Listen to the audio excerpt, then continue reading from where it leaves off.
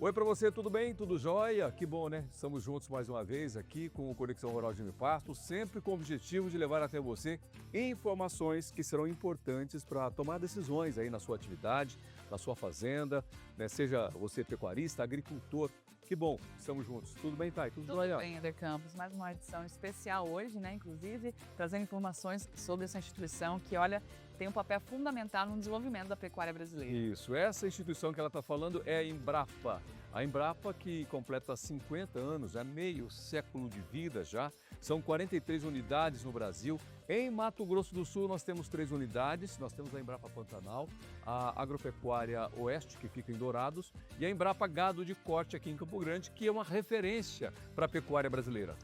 Já são 50 anos contribuindo para essa evolução, né? Transformando ciência em produtividade e, claro, contribuindo para colocar o Brasil aí como um líder, né, mundial na produção de carne brasileira, né, mundial. Carne bovina, tá certo. O Brasil é o grande produtor e exportador de carne bovina. Só que tudo isso passa pela construção ou uso de tecnologias, da ciência, né, para que tenha esse aumento de produtividade. E aí a Embrapa, ela está nesse cenário de crescimento do Brasil, nesses 50 anos, como já falamos. E se nós pegarmos um pouco da história do centro-oeste brasileiro, em especial aqui Mato Grosso do Sul, Goiás, o crescimento da pecuária passou justamente pela Embrapa nas suas tecnologias. E aí, vale lembrar também que tem forrageiras aí que ocupam milhões, né, de hectares para o Brasil e tem proporcionado avanços em sistemas produtivos, né, com uma pecuária cada vez mais sustentável, que tem ajudado aí a manter o setor, né, mais ativo e mais forte, né?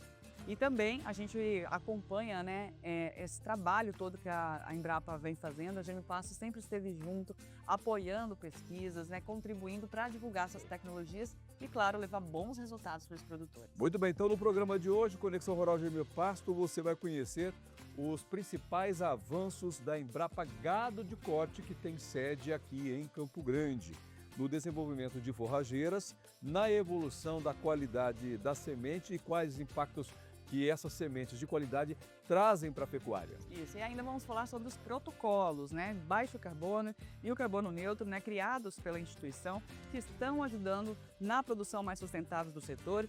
E quem participa com a gente é o pesquisador Luiz Orcílio, ele que é chefe adjunto de transferência de tecnologia da Embrapa Gado de Corte. Ele vai estar aqui com a gente, né, Éder? Isso.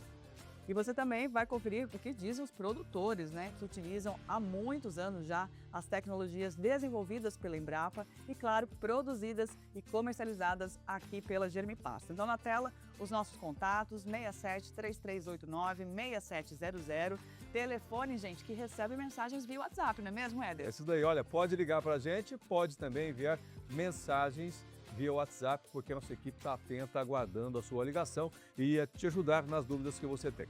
E olha, a gente já começa o programa trazendo histórias, né, de produtores que utilizam as tecnologias e fazem aí toda a diferença na sua produção. Para recuperar áreas degradadas, né, lá na região do Pantanal, o pecuarista, o Andrei Kicho, ele que inclusive é filho, né, de um grande pesquisador aqui, né, o Marmindo Kicho, que foi um grande colaborador nosso, inclusive aqui no Conexão Rural, ele utiliza, né, as forrageiras de uma forma planejada e estratégica, né, para ter aumento de produtividade, utilizando cultivares aqui da Germe Pasto, né, e também semeadora elétrica VDTEC.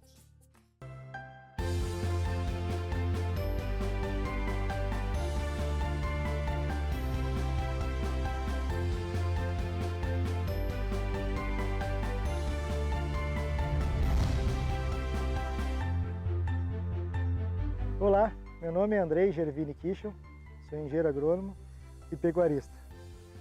Possuo uma fazenda aqui na região daqui da Uana, uma área de 800 hectares, sendo que 640 hectares são de pasto. Aqui meu sistema é um sistema de recria e engorda. Aqui a gente trabalha em média com 2 UA, né, de lotação por hectare ano. Na época da seca a gente faz um semi-confinamento e suplementação proteica para as bezerras e as novilhas. Aqui as fazendas são todas piqueteadas, tudo com prazo de alimentação. Cada módulo, nós estamos aqui com 10 módulos e cada módulo tem mais ou menos 55 hectares. E cada invernada de hectares dá em média 13 hectares e meio. E essa área era uma área que estava extremamente degradada, né, com potencial produtivo muito baixo, estava com 0,5 A por hectare. E aí foi feito um planejamento uma tiradeira de solo, para poder fazer a reforma dessa área. E foi aí que eu resolvi fazer a implantação do capim MG5, que é a Braquiária Bisantho Cultivar Charaense.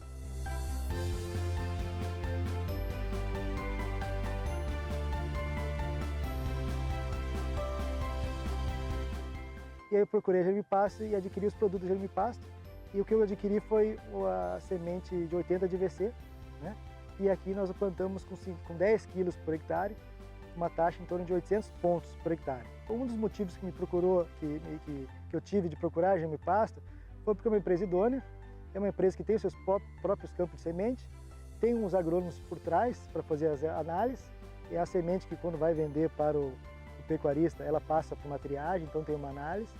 E você usando um produto que você tem um know-how, que já tem um conhecimento, não tem erro de errar. É uma semente que vai ter um poder germinativo bom e que você vai garantir sua formação, não vai correr risco nenhum. Eu me considero que satisfeito de Germipasto.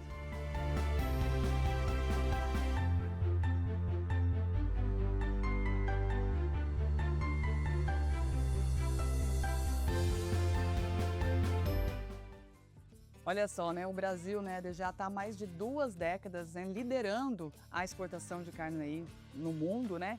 E olha, uma referência, se tornando uma referência de produção de qualidade e sustentável. Só lembrando que esse posto ocupado pelo Brasil, graças ao avanço tecnológico, em especial genética bovina, que nós tivemos aí nos últimos anos. E isso, claro, que mais uma vez, graças à Embrapa, que tem sido o braço forte do pecuarista Luiz Orcílio. Olá, Éder, olá, Thay. Uma satisfação estar aqui com vocês, com o público produtores, né? Realmente a Embrapa tem um papel muito importante no desenvolvimento da agropecuária brasileira, tropicalizando, trazendo genética, melhorando que forrageiras e plantas, adaptando à nossa condição de clima, e isso causou uma revolução para o mundo inteiro como um grande celeiro que é o Brasil hoje de alimentos. Deixa eu só fazer uma correção. O Luiz Orcílio nos alertou aqui que a Embrapa ela tem 52 anos. A Embrapa. Exatamente. As unidades aqui de Mato Grosso do Sul, em especial a gado de corte, onde você está lotado, né, ela tem 50 anos, como a Embrapa Corumbá e a Embrapa Exatamente. Agropecuária Oeste. Exatamente. Dourado, é isso? Exatamente, é isso. A Embrapa foi fundada em abril de 1973, a Embrapa Nacional, e a partir daí ela começou a fundar outros centros de produtos, centros ecorregionais. E rápido, né? Porque você Foi muito rápido. uma instituição que em 2 anos ela começa a abrir várias outras unidades para poder dar suporte, foi muito rápido. Aliás, isso foi uma das propostas, porque como uma empresa de pesquisa aplicada, ela precisava estar junto àquelas regiões produtoras para fazer exatamente essa promoção da pesquisa e a adequação àquela realidade. Aqui naquela oportunidade éramos realmente, né, ainda somos um grande produtores, né, de carne bovina, o estado de Mato Grosso do Sul, mas era Mato Grosso, né? Então foi um ponto escolhido em razão dessa questão. Justifica, né? Um país de grandes extensões. Exatamente, né? Soja foi para o Paraná, milho e sorgo foi para Minas Gerais, 7 Lagoas, né? Arroz e feijão foi lá para Goiás, ou seja, foi se distribuindo, né? Algodão foi, na época, foi para o Nordeste, mas hoje o grande, que era algodão arbóreo, né? Mas hoje o grande produtor é realmente o herbáceo, que está no Centro-Oeste. Enfim, todas essas questões foram estudadas à época para se adequar aí a agricultura e as culturas de acordo com a região. Bacana. Professor, a gente falando um pouquinho, né, desses avanços, né, na pecuária brasileira, mundial, qual a avaliação que o senhor vê hoje, do panorama hoje da pecuária brasileira e também aqui do Mato Grosso do Sul, ao longo dessa caminhada? Em que momento nós estamos e quais foram os principais marcos, né, da pecuária até agora? Tá, é realmente uma pergunta interessante, porque é fantástico isso tudo que aconteceu, né? E na pecuária principalmente, né? Para você entender, há 20 anos atrás, né, aproximadamente 50% dos nossos animais, os machos eram abatidos com mais de 36 meses, há 20 anos. Né? Há 40 anos atrás, praticamente a totalidade era acima dos 36 meses. Hoje, nós temos apenas 11% dos machos abatidos acima de 36 meses.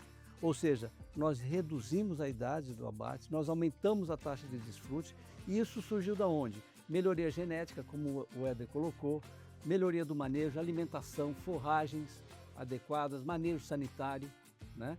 Tecnologias que foram sendo adaptadas e adequadas para o nosso sistema de produção. Eu diria que esse foi um trabalho conjunto da sociedade, tanto a ciência, né, através das instituições de pesquisa, a Embrapa, né, como nós estamos colocando, e o campo com a adoção da tecnologia. Né? À medida que nós fomos desenvolvendo, essa tecnologia foi sendo adotada, o produtor usou, teve resultado, né, a sociedade foi beneficiada, isso foi um sucesso. A gente conseguiu fazer com que fôssemos aí imbatíveis na agricultura, especialmente na pecuária. Isso. Bom, a gente sempre encontra também na pecuária ou na agricultura, nem tudo é maravilhoso, nem tudo é um céu de brigadeiro. Nós encontramos também dificuldades. Quais são os principais gargalos ou dificuldades ainda encontradas pela Embrapa no setor, na pecuária? Olha, na realidade a gente tem dificuldades no sentido de adoção dessas tecnologias, né, para que isso realmente melhore a produtividade. De convencer o produtor a utilizá-las, é isso? Exatamente. Nós temos... Rapidinho, só a questão do produtor, principalmente o pecuarista, ele é muito conservador, né? Então você mudar essa mentalidade é um maior desafio. Exatamente. Apesar de que, né, o processo vai sendo copiado, né, e nós temos também uma transição de gerações, né, que isso naturalmente vai levando. Mas a velocidade com que a gente desenvolve, a gente precisa avançar para que a gente consiga realmente os resultados. Nós precisamos de recurso, apoio, né? O produtor precisa de apoio para que ele invista em tecnologia, né? E isso é um recurso que precisa, na minha análise, eu acho que o produtor merecia ter um recurso a custo zero, como foi lá no passado.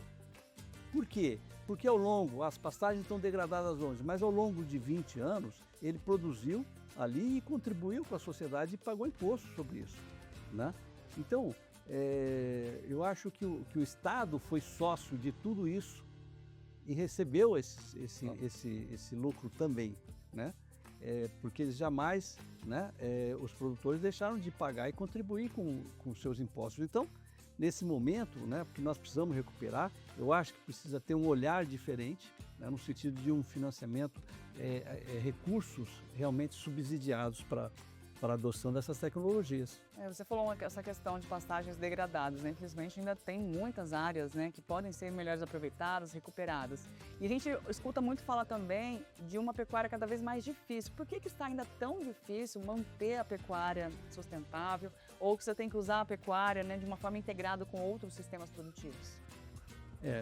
Na realidade, que a pecuária ela funciona como uma escala, como um modelo de escala em que você pode diluir os custos à medida que você for tomando um determinado tamanho.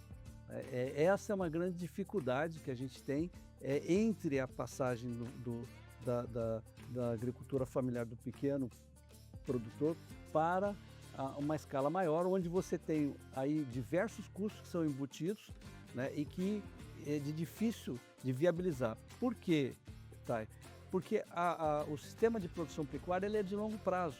Então você investe muito na recuperação de pasto, na cultura, e você deixa de colher imediatamente. É diferente da agricultura, né? No ano você tem 2 safras, você tem 3 safras, dependendo de alguma situação, né? E qual que é a safra do boi, né? Você precisa aí de 12 a 24 meses, depois que você comprou, né? 18, 30 meses. Isso demora para que você reponha esse recurso que você captou ali para colocar no investimento, né? Perfeito.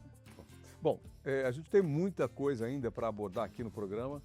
Temos muitas dúvidas, temos muitos questionamentos. Eu tenho certeza que você também deve estar curioso e curiosa para ouvir o Luiz Orcílio sobre esse avanço da pecuária brasileira e da contribuição da Embrapa Gado de Corte para essa contribuição. Por exemplo, a precocidade, né, Thay? A precocidade é uma grande marca na pecuária brasileira, tanto a precocidade sexual quanto no acabamento de carcaça. Inclusive, ele já deu um adiantamento sobre a evolução, né, dos trabalhos envolvidos pela Embrapa ao longo dos anos. E no próximo bloco a gente vai falar um pouquinho sobre as forrageiras, né? Como, né, as forrageiras, as tecnologias, né, de cultivares têm contribuído para os avanços, né, na pecuária brasileira e em especial aqui no Mato Grosso do Sul. Porque não é só o gado que melhorou, não, na mão da Embrapa, viu?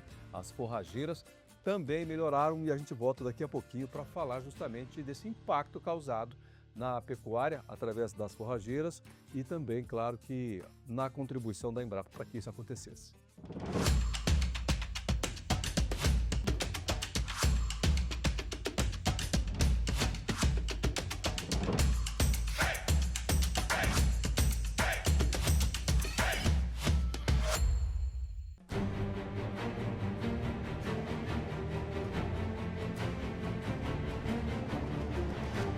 Tecnologia inovadora, versátil e econômica. Tudo isso em uma única semeadora. Realize a semeadura e incorporação em apenas uma operação, reduzindo o custo da reforma de pasto.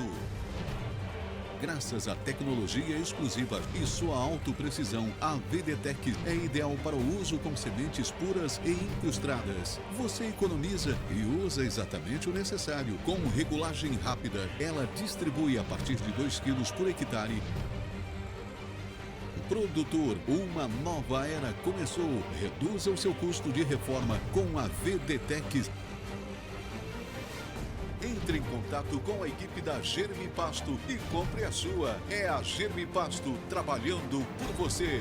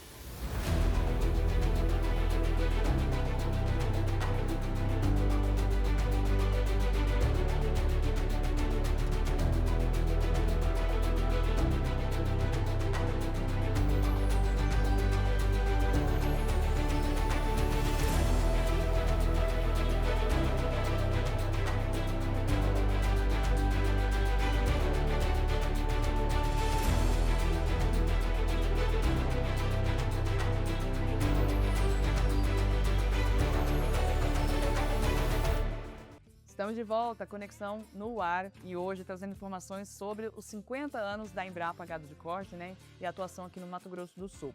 Nesse bloco a gente vai abordar um pouquinho sobre, né, o desenvolvimento de forrageiras, né, as tecnologias que vêm contribuindo aí para boas produtividades. Inclusive, né, Éder, a gente vai trazer um exemplo aqui, lá da fazenda Maracajá, que fica no Maranhão. Lá eles utilizam, claro, as sementes Select da Germi Pasto, né?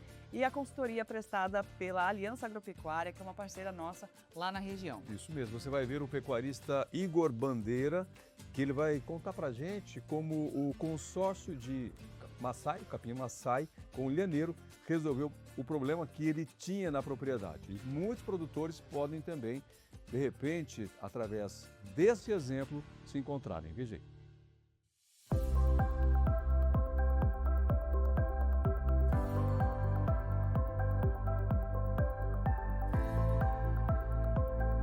Hoje nós estamos aqui com o Igor, a gente está avaliando os resultados da safra 2021 de plantio de forrageira. E aí a gente vai bater um papo hoje para conversar como é que se iniciou essa parceria, o que é que ele tem achado dos resultados que a gente vem colhendo.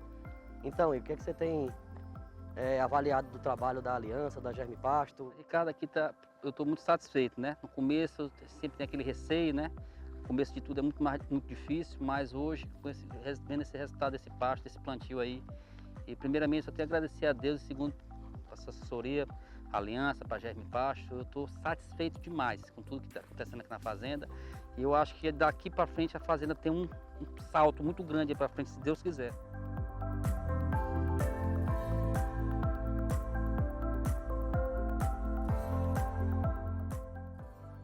nome é Igor Bandeira de Freitas Costa. O nome da fazenda é Fazenda Maracajá. Nós estamos situados no município de Coroatá, Maranhão. Aqui a gente só trabalha com a produção de bezerro, só com fêmea. A gente faz os bezerros por inseminação, a gente faz parte de um programa de melhoramento genético. Aqui não tem nada confinado, nada, pasto, 100% pasto. Mas aqui é uma fronteira promissora, né? Foi uma terra que me surpreendeu muito. Eu sou apaixonado pela pecuária, pelo gado, porque eu acho que é uma atividade que não tem limite, né? Você vai mexendo com genética, você vai melhorando, aquilo ali vai te, né? Te desafiando e tu vai mexendo. Não tem limite. Eu sou muito curioso nessa rama. Sempre estou ligado em leilão, sempre vendo essas matérias de capim. Eu sempre pergunto muito para as pessoas que eu conheço que têm mais experiência. E o cara vai unindo, né? Coisando e vou aplicando aqui. No começo de 2019, eu cometi uns 2 pequenos erros, mas besteira. Foi só uma questão de um pasto ali que a gente achava na minha cabeça que era que era mais pro Mombaça, né? E na verdade hoje eu vejo que na época eu teria que ter plantado era o Maçai, entendeu? Porque a pecuária não permite erro, né? Se você errar uma coisa, você erra o ano todo e o prejuízo é muito grande. Aí foi que eu, com algumas amizades, eu cheguei no Ricardo. Digo, Ricardo, eu tô com a fazenda assim, eu queria que tu fosse lá, tal, para fazer um exame de solo e tal. Eu quero fazer uma plantação de capim e tal. Aí foi nessa época que o Ricardo veio. A gente sentou, conversou, ele me apresentou o produto da Germe Pasto. Ele recolheu várias amostras, né? Mandando pro laboratório, quando saiu o resultado, ele disse, ó, tá aí, ó, aqui só entra o Maçai. Aí foi na época que a gente começou a fazer essa plantação de Maçai. Não adianta inventar braquiária, não adianta inventar Mombaça, é o Maçai. O Maçai eu percebo que quando ele pega, ele não dá brecha para mata entrar, não. É um negócio impressionante. Já o Mombaça já dá um pouco mais, mas o Maçai não permite que nada cresça assim, entendeu? Ó, isso aqui, ó, tá vendo? Tudo é Maçai, isso aqui é tudo é Germe Pasto. E nesse terceiro ano a gente fez eu mudar de ideia e fizemos consorciado, Maçai com Titioneira. E os resultados aqui vocês podem ver que tá 100%, não tem o que discutir.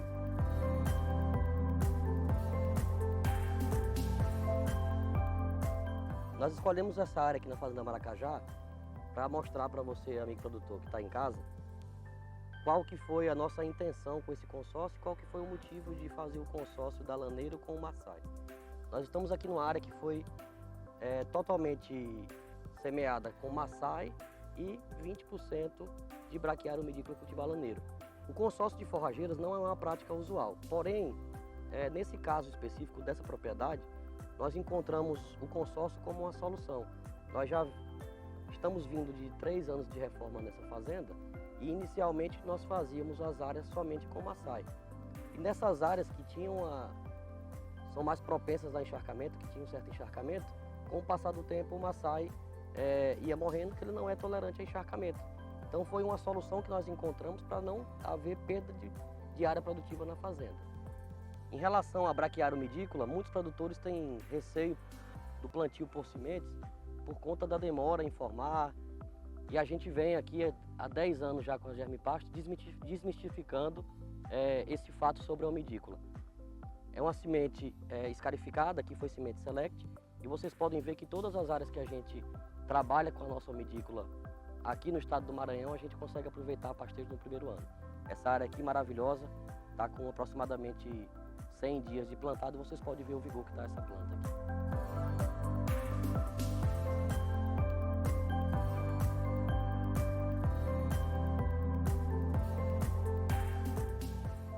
Eu tinha a tese de que se plantasse 2 tipos de capim no mesmo piquete, um poderia ser melhor do que o outro, o gado ia comer só um e o outro ia ficar...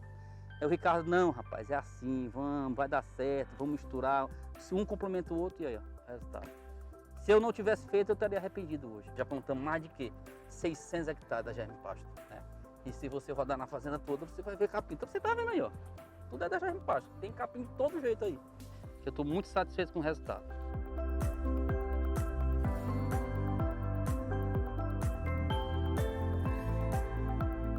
Amigo produtor, você que quer ter excelentes resultados iguais estes aqui da Agropecuária Maracajá de Coroatá, Maranhão, entre em contato com a Aliança pelo telefone 098 98280 5555 e adquira seus produtos de Germe Pasto.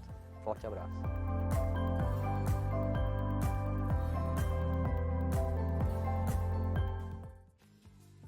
Olha que testemunhal fantástico do Igor Bandeira, porque mostra como ele fez uma transição para melhor, é claro. Olha, e também nós temos que aqui contar um pouco da história da pecuária brasileira, que não pode ser contada sem os avanços do desenvolvimento das forrageiras. A pecuária brasileira só foi possível chegar onde chegou porque nós temos forrageiras também disponíveis para esse rebanho hoje de 200 milhões de cabeças de animais aqui no Brasil. Como sustentar, como alimentar todo esse rebanho? Então as forrageiras foram importantes, o desenvolvimento delas. Hoje, milhões de hectares são ocupados por cultivares lançados pela Embrapa, inclusive as cultivares utilizadas na fazenda do Sr. Igor Bandeira, conforme nós vimos aí, desenvolvidas pela Embrapa. Ele utilizou lá, né, inclusive, o Massai, né, que foi lançado, não sei se você sabe, em 2001 pela Embrapa, e também o Mombasa, que foi lançado em 93. E a gente volta agora ao nosso bate-papo aqui com o pesquisador Luiz Orcílio, da Embrapa Gado de Corte. E no que consiste, hein, professor, o desenvolvimento de uma espécie forrageira, né? Quais são os fatores, né, o tempo de pesquisa para ela chegar no mercado e poder o produtor começar a usufruir dessas tecnologias? Tá, é muito interessante, mas é importante a gente começar a história, né, do que foi na década de 70 e onde nós estamos hoje, 50 anos depois, né? Nós tínhamos, que a gente chama das forrageiras tropicais, poucas opções aqui no Brasil. Naquela época eram o capim jalaguá, o capim colonião, e naquela oportunidade a Embrapa conseguiu o banco de germoplasma que trouxe da África, especialmente dos gêneros pânico e braquiária, que transformaram essa pecuária brasileira. Por quê? A grande dificuldade de ter uma pecuária de alto nível no clima tropical é que as nossas forrageiras, as forrageiras de clima tropical, são menos digestíveis, menos produtivas do que eram as de clima temperado.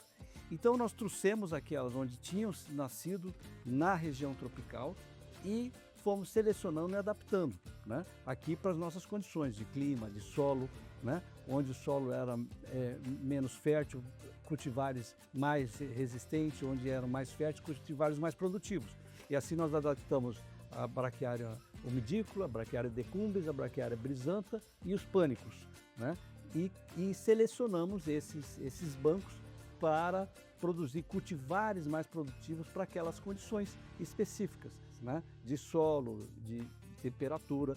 Então, onde eram solos mais férteis, foram sendo selecionados os pânicos. Solos intermediários, a braquiária brisanta, e solos menos férteis, braquiária decumbens, braquiária umidícola. E aí nós fomos, trabalhando esses cultivares. Evidentemente que não se lança, né, com pouco tempo, né, um cultivar desse. Você precisa ter a seleção de inúmeras plantas, né, o conhecimento de inúmeras plantas, que passa de 2, 3 mil plantas, para você tirar uma ou duas. Você vai selecionando. E depois você tem que selecionar essas 3, 5, essas 10 e ir testando ela no campo. Resistência, adaptação, né? Resistência à doença, né? Fatores climáticos, né? E depois você tem que fazer os testes dela de campo, né? Ver seu corte, ver seu pastejo, ou seja, como que ela se comporta mediante essas condições. Então realmente é um trabalho longo e é muito belo isso tudo. Luiz, pouco mais de 30 anos, a Embrapa havia lançado um grande ícone das forrageiras, que é a braquiária Marandu. Foi em 1984. 84, exatamente. 84. Como é que surgiu esse grande marco, essa grande mudança através do Marandu? Não, e que até hoje, né, é muito queridinho aí de muitos produtores, né, é o famoso braquiarão, né? É o famoso braquiarão, né, e Marandu é um nome que a tradução dele é novidade, né, e na época, então, todas as braquiárias têm esse nome guarani, né, e os pânicos, o nome de países da África, né? Então, ele foi realmente uma surpresa, né? Mas nunca se imaginou, né, que um recorde permanecesse por tanto tempo, assim como um atleta, né, o recorde dele permanecesse. E o brisanta, o Marandu realmente foi esse sucesso, né? Ele é equilibrado em termos de produção, em termos de nutrição, em termos de resistência às condições, né? E aí foram criando outros, né, mas se adaptando. Mas realmente o Manandu, é isso que vocês falaram, né? O Manandu é um campeão, né? Ele bateu um recorde, né? E está difícil quebrar. E vocês lançaram também, né, professor, as BRS. Inclusive o Piatã já caiu em domínio público, né? Mas ele ganhou um grande espaço também de uso, né? Então tem Sim. bastante retorno com ele. O Piatã é aquele que mais se aproxima, né? E ele tem algumas virtudes, porque um capim não é completo, não atende todas as condições, né? Então, por exemplo, hoje se encontrou uma oportunidade muito grande do Piatã no sistema de integração, né? Então ele também tem uma oportunidade para ser utilizado entre o período de safrinha, né? Com uma oportunidade de uma boa qualidade, bom valor nutricional, né? E com característica adequada para dessecação e para depois produção. Então ela é uma ótima oportunidade, tem um bom valor nutricional e uma boa produtividade. Então também é um capim assim que tá ali na disputa dura ali com o Manandu. Promete também, certo, ficar bons Sim. anos aí, né? Exatamente. E uma dica quanto à escolha de qual utilizar na fazenda, né? Eu não sei se depende muito do sistema produtivo, do tipo de solo, você vai nos dizer, né? E ainda existem dúvidas por parte dos produtores que tipo de espécie forrageira escolher entre pânicos e braquiárias? Existem muitas dúvidas, a gente nota aqui no campo, e inclusive as demandas lá na Embrapa, era uma das que mais acontece. Qual tipo eu vou plantar? Diante dessas diversos cultivares, nós estamos comentando aqui, só dessas duas são 10 cultivares, né? 10, 11 cultivares, né? De pânico e braquiária. E o que eu vou plantar? Mas cada um tem uma característica, né? Então, o que é importante? Né? A consulta de profissionais preparados, né? Engenheiros agrônomos, zootecnistas, veterinários, que entendam de solo, que entendam de manejo animal, né? A consulta nossa, a Embrapa, né? Para que as próprias indústrias de sementes, né? Que têm seus técnicos profissionais que podem orientar, né? O que a gente recomenda é que haja uma distribuição de uma quantidade maior de cultivares na propriedade, para que você aproveite as virtudes de cada uma. Tem uma que resiste mais à seca, outra resiste menos, tem uma que produz mais no verão, tem uma que é mais nutritiva, tem outra que aceita inundação, outra não aceita. Então, cada propriedade tem uma variedade muito grande de solos, né, e que precisa se adaptar. O importante é mesclar várias cultivares. Aí tem que usar a regra então do depende. Depende, né? Mas ele sempre vai ser mais assertivo no momento em que ele tiver o técnico, né? O que eu quero dizer do depende depende do tipo de solo, depende do tipo de clima, depende do trabalho que vai ser executado, se é animal sistema produtivo, se é bezerro, se é animal adulto. A intensificação, né? Olha, você quer intensificar, né? Você tem cultivares que são mais responsivos à adubação, tem aqueles que são menos, né? Então, olha, eu quero intensificar, então vou ter que preparar melhor esse solo. Esse solo veio de uma lavoura, então já vai estar mais corrigido, entendeu? Então são vários aspectos que dependem. Depende, mas busca o profissional, que é importante. Exatamente. E ao longo desses 50 anos, professor, quanto a estimativa de cultivares que foram lançadas pela Embrapa, e fala um pouquinho também das mais recentes, né, que foram os híbridos, né? Fala um pouquinho desse híbrido, ele chegou no mercado para atender que perfil, né, de cenário de produção, de sistema produtivo? Nós sempre procuramos cobrir, né, diversas deficiências, entre aspas, né, diversas oportunidades que o campo pode apresentar para as cultivares, né? Então, existem cultivares que têm maior valor nutritivo, existem aqueles que produzem uma quantidade maior de massa, existem aqueles que são mais palatáveis e menos palatáveis. Então, o objetivo de você fazer um cultivar híbrido é exatamente para você aproveitar, né, essa questão. É o caso do Ipiporã, né, que é uma cruza de braquiárias, que você consegue aí ter resultados complementares entre elas, né? Agora, é evidente que você ganha em algum lado, né, e pode perder no outro lado. Enquanto você pode, por exemplo, ganhar em resistência a uma praga, cigarrinha, você pode diminuir a palatabilidade daquela forrageira, né? Você ganha em produtividade, mas você diminui o valor nutricional. Então, assim, são essas características que são importantes serem observados, né? E hoje nós temos aí a facilidade de que nós temos um aplicativo, né? Eu acho que vocês conhecem, que chama Pasto Certo. Ali você tem todas as características morfológicas, agronômicas, de produção, né? É só baixar o aplicativo, é grátis, César. E aí você conhece todas as forrageiras com detalhes. Olha só. Manejo, né? Uma oportunidade, né, para o produtor expandir o seu conhecimento, né, e também utilizar essas novas tecnologias, porque às vezes só fica ali, pô, minha produção não aumenta, por quê? Às vezes precisa já de uma tecnologia superior dentro da propriedade, né, professor? Exatamente, né? E você tem aí, né, as empresas Germe Pasto ajuda a patrocinar o aplicativo, quer dizer, é uma forma de apresentar aí mais clareza todos os cultivares, né? E realmente é isso, a gente tem condição hoje de evoluir, porque quando você está num determinado nível de tecnologia, né, é mais difícil você subir. Quando você está começando, né, você consegue ter uma resposta rápida, mas depois é gradativo. Então é um detalhe do cultivar, né? Aquele não é o mais adequado, né? Eu estou tendo problema de produtividade ali, eu estou tendo problema de doença, eu tenho que começar a entender alguns detalhes, né? Então, não é estático. E o que a gente diz é o seguinte, que a ciência muda a cada 5 anos e ela transforma a cada 10 anos. Então, a cada 10 anos nós temos todo um processo novo de transformação na ciência. Isso. Posso fazer mais uma? Claro. Dá tempo? Dá tempo. Vamos lá. Olha, certa vez eu fiz uma pergunta para um geneticista animal da Embrapa, se nós havíamos chegado num ponto máximo de evolução genética dos animais. Ele me disse, não, temos muito ainda que avançar, nós podemos avançar.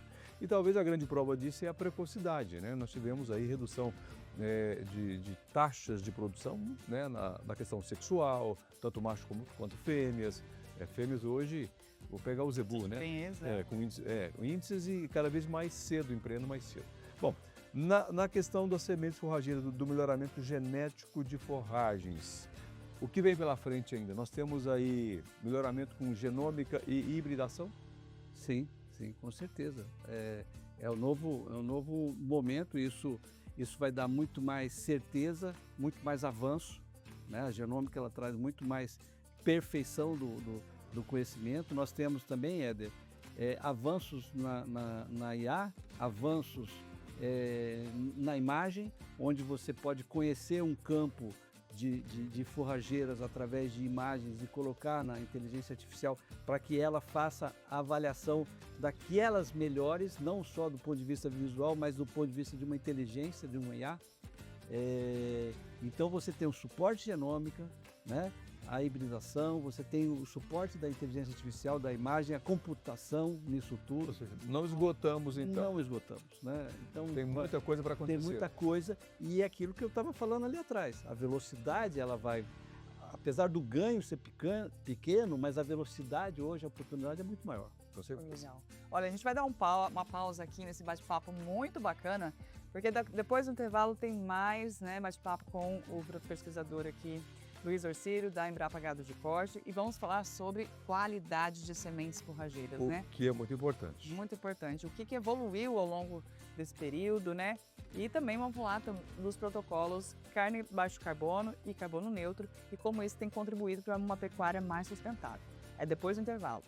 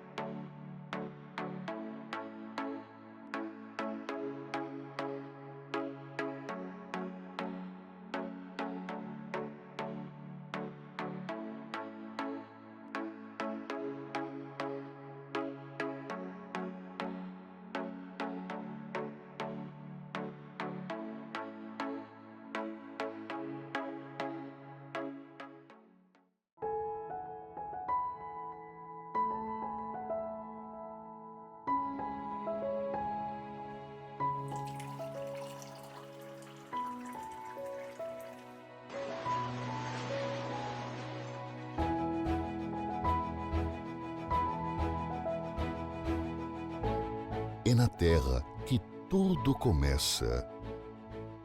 E a semente é o início de tudo. Nosso trabalho é produzir para entregar eficiência.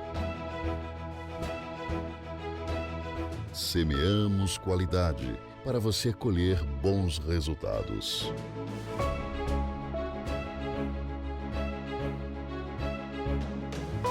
Nosso sonho é germinar o seu.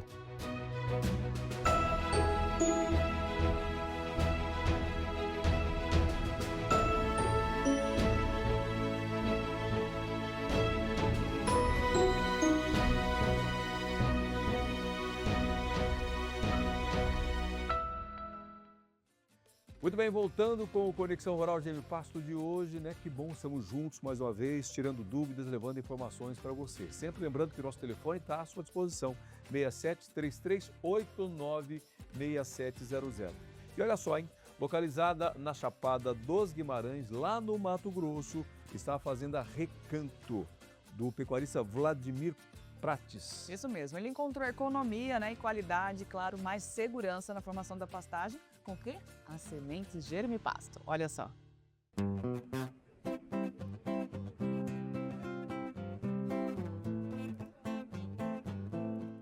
Tem uns 15 anos mais ou menos que a gente sempre mexeu aqui jogando 20 quilos por hectare, mais ou menos uns 23 quilos por hectare, só que não ficava aquela coisa boa, aquela coisa bem formada. Sempre aquela coisa mais ou menos, né? Aí eu conversando com a Germipasto, foram conversando e ela bem seletiva a semente, né? Aí ele me mostrou, aí primeiro eu fiquei meio pé atrás, né? Será que vai dar certo, será que não? Até que nós compramos e começamos a trabalhar com ela. Eu no começo não acreditei mesmo, jogar 5 por hectare no areião que é a região do Manso inteira, é só areia, não tem aquela terra boa, não tem terra preta, né? Aí nós jogamos 5 quilos por hectare, nasceu que Ave Maria.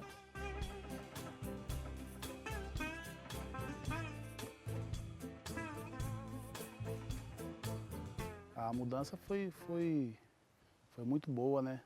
Que antes a gente usava outro tipo de semente aqui e depois que chegou essa semente aqui agora, essa aí que vocês estão vendo aí, mudou muito. Deu uma diferença muito grande. A diferença é que nascia picado quando jogava 20 quilos por hectare, você via, contava o chumaço da semente do produto 1, 2, 3, assim, a diferença mais ou menos de uns 40, 50 centímetros.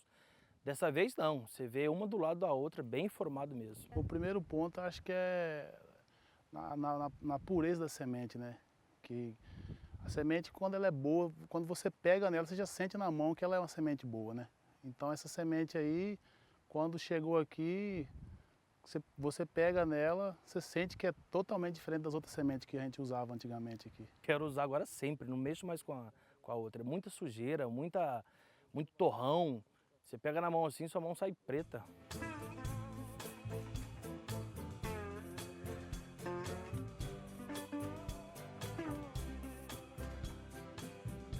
Essa nova VDTEC aí, essa aí 100%. Eu não tive muito receio porque assim, eu já tinha visto já, né, assim, por vídeo e tal. E eu achei interessante, só que nunca imaginava que isso ia chegar até aqui, né? Aí, de repente chegou aí, eu olhei e falei, eu já vi essa aqui, eu conheço já e tal. E desde a primeira vez que eu vi ela, assim, por vídeo, eu falei, essa plantadeira aí funciona mesmo. E aí chegou aqui, é uma coisa assim simples e fácil de trabalhar, né? Você coloca ela no trator ali, tem um aparelhinho, né, e tal, que a gente mede ali. Você regulou a rotação certa, acabou. Você pode ir embora, fazer quantos passos que for. No final do dia que você só olha lá e vai estar a mesma rotação, a mesma coisa. Pode trabalhar tranquilo, despreocupado, não tem aquela preocupação, será que está caindo certo, será que não está caindo certo? Hoje em dia o tratorista ele está dirigindo, ele não é acostumado a ficar olhando para trás. Ele só olha para frente, né? Aí ali mesmo ele já olha e vê que está caindo tudo belezinha, já vai tampando as sementes, tudo tranquilo, tudo maravilhosamente bem. A gente usava o Vincom, né? O Vincom, desde a regulagem dele já era muito difícil, tinha que estar medindo uma área para poder jogar e às vezes jogava um pouco mais ou menos. você andava o quê? 10 hectares, 15 hectares, pelo balanço do trator você tinha que regular ele novamente porque ele caía ou mais ou menos. Aí já era prejuízo no bolso.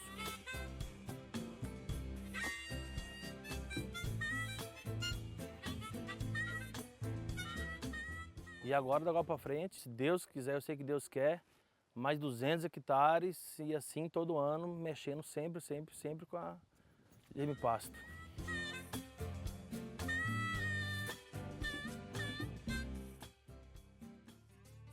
Agora a gente acompanha mais um depoimento, mais uma história de produtor, né? Além dos avanços empregados nas tecnologias das sementes forrageiras, o uso de sementes com procedência, gente, transformaram a realidade na formação da pastagem lá do produtor José Fernandes. Isso, note bem, viu? Sementes de procedência.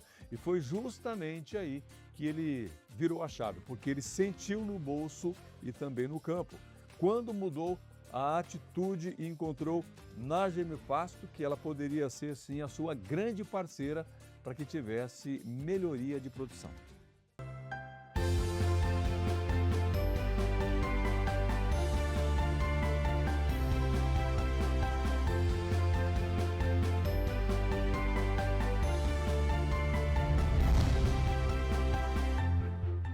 A gente estava acostumado àquele sistema um pouquinho mais antigo, né? Nós chegamos aqui, né, na fazenda, nós chegamos a jogar até 50 quilos por hectare, 45, 50 quilos por hectare. Semente suja, semente comum, né? Que a gente compra aí em qualquer revenda, tal assim, né? Só que aí nós começamos a perceber que não estava dando certo. Inclusive uma área que nós fizemos o ano passado, foi adubado, foi corrigido, adubado, tudo certinho, né? Eu tive que replantar uma área de 100 hectares, eu tive que replantar 50 hectares dessa área. Nós começamos esse ano, né? Foi o primeiro ano que nós fizemos com a semente pura, semente limpa. Acabamos jogando só 6 quilos por hectare. Aí aconteceu o quê? Nós ficamos com medo imenso que não fosse germinar, que não fosse, ou que fosse ter aí um 50% só da área, né? E a surpresa para nós foi tão grande que vocês estão vendo aqui. Como que a gente ia imaginar que 6 quilos iria fazer o mesmo efeito ou melhor, como aconteceu? Resultado excelente, com 6 quilos por hectare nós estamos aqui já com 100 hectares formados.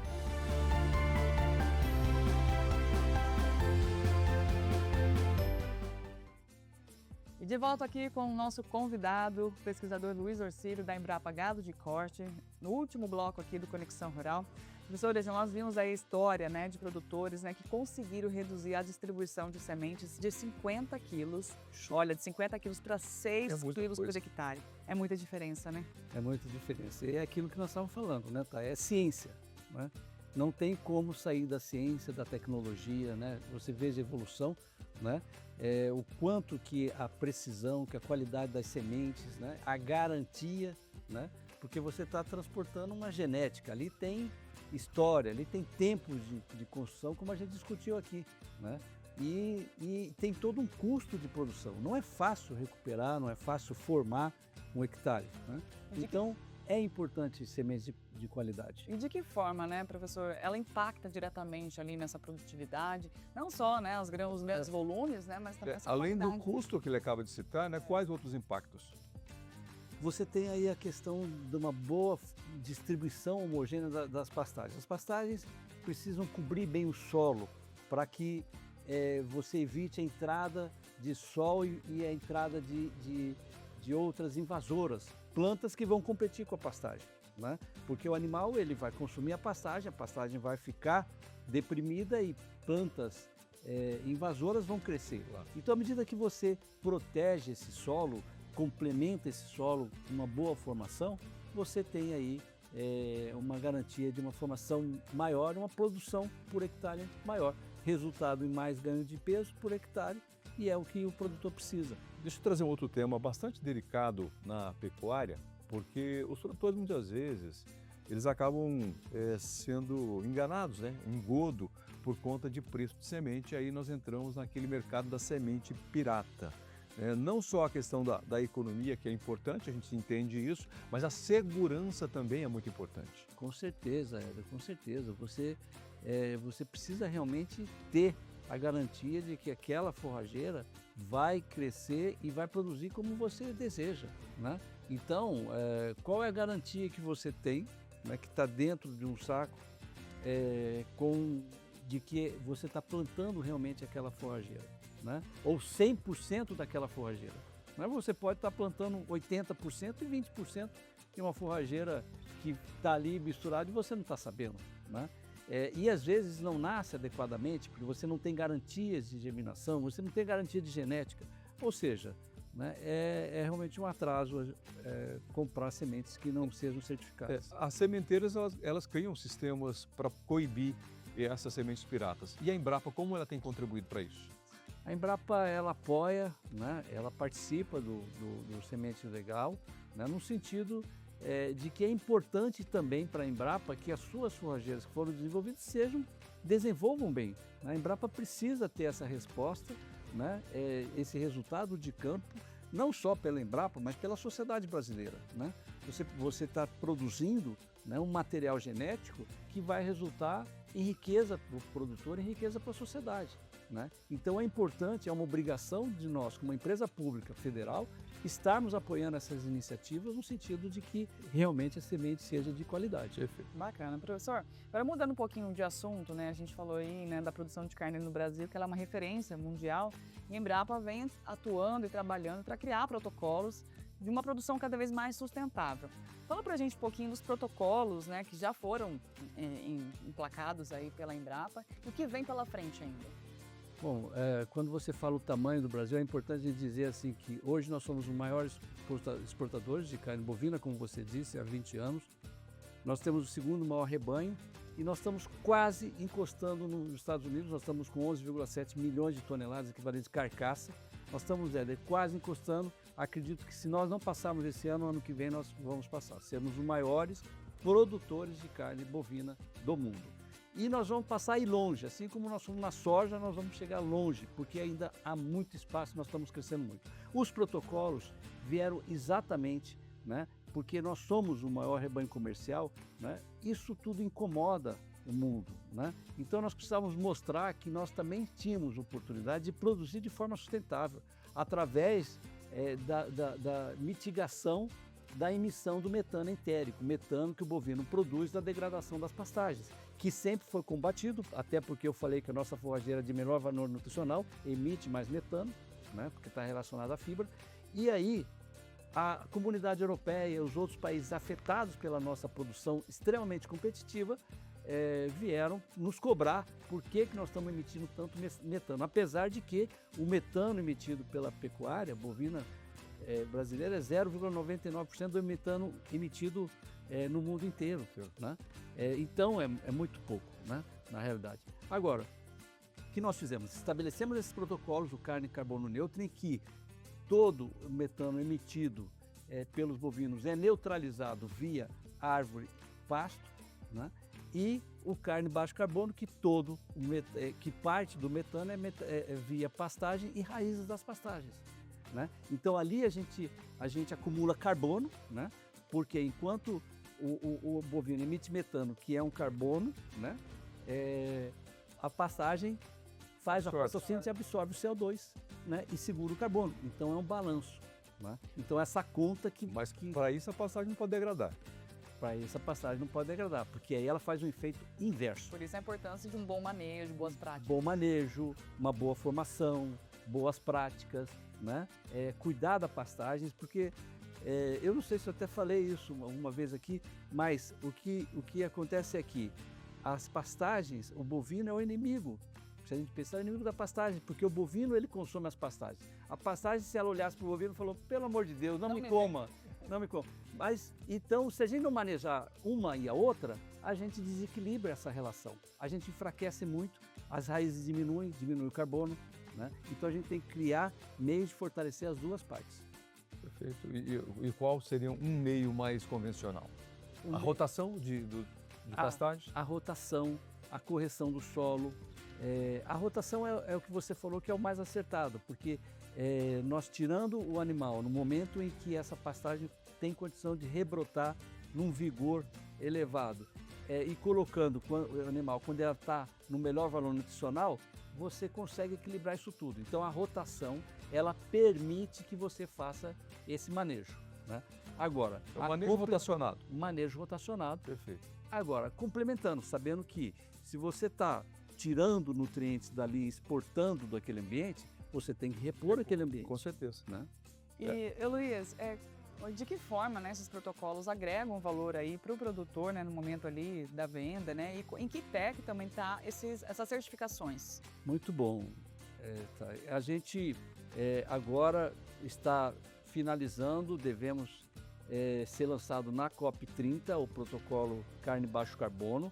Ele já está pronto, mas tinha a segunda etapa, a última etapa, que é o licenciamento, o registro na plataforma do CNA, ICNA, e a credenciamento das certificadoras, dos técnicos que vão montar e conferir que realmente aquele animal está sendo produzido nessa condição. Então, nós estamos na fase final, acreditamos que esse próximo mês, nós estamos assinando agora, no próximo mês, já o licenciamento da empresa que financiou o protocolo, e depois a gente vai já ter oportunidade de implantar e comercializar a carne baixo carbono. Olha só que bacana, gente.